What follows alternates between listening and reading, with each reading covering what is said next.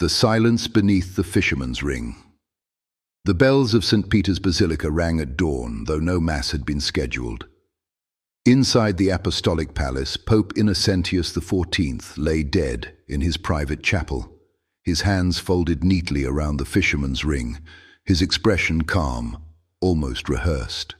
The official announcement would later call it heart failure, the sort of quiet passing expected of an elderly pontiff. But those who were present knew something was wrong. The Pope had been seen only hours earlier, walking unaided through the Vatican gardens, speaking animatedly with his secretary. He had eaten well. He had laughed. He had even postponed a long-anticipated meeting, saying only, "Tomorrow will require clarity." Tomorrow never came. Father Matteo Valli was among the first summoned. As a Vatican archivist, his role was rarely urgent, never clandestine.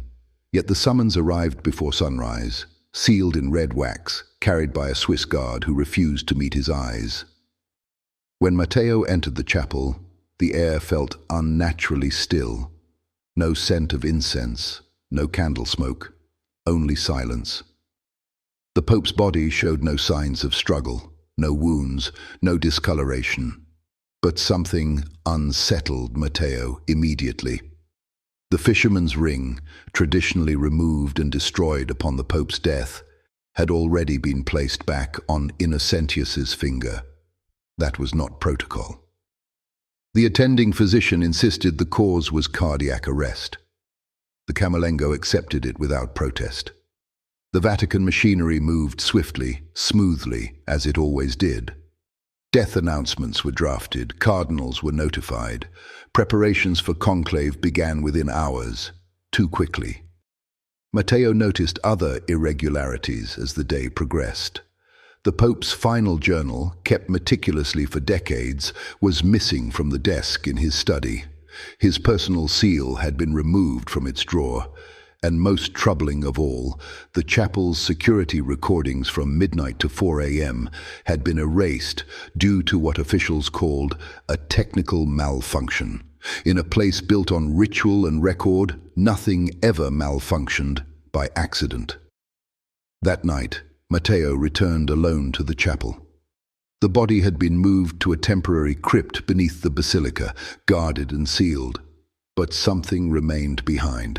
On the kneeler where the Pope had prayed, Matteo found a thin line etched into the wood, barely visible unless the light struck it just right. It was a symbol he recognized instantly, not a cross, a key. The symbol matched one found in a restricted archive beneath the Vatican, an unofficial collection known only to a handful of archivists and senior clergy. Its contents were never catalogued. Its door had no official designation. Matteo gained access shortly before midnight. Inside, he found a single document laid out deliberately, as if waiting to be discovered. It was a letter written in the Pope's hand. "If you are reading this, then I have failed to stop what has already begun." The letter spoke of a sealed doctrine, an ancient interpretation buried centuries earlier, because it threatened the structure of papal authority itself. According to the text, the Pope was not meant to be infallible, but replaceable, a custodian, not a voice of God. The doctrine named names, families, orders, living cardinals, and it ended with a warning.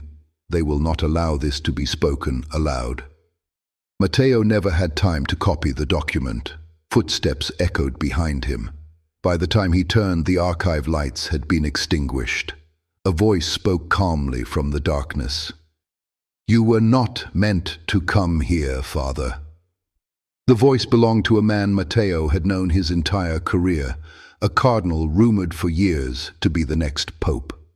The next morning, the Vatican announced that Father Matteo Valli had been found unconscious in the archives after suffering a fall.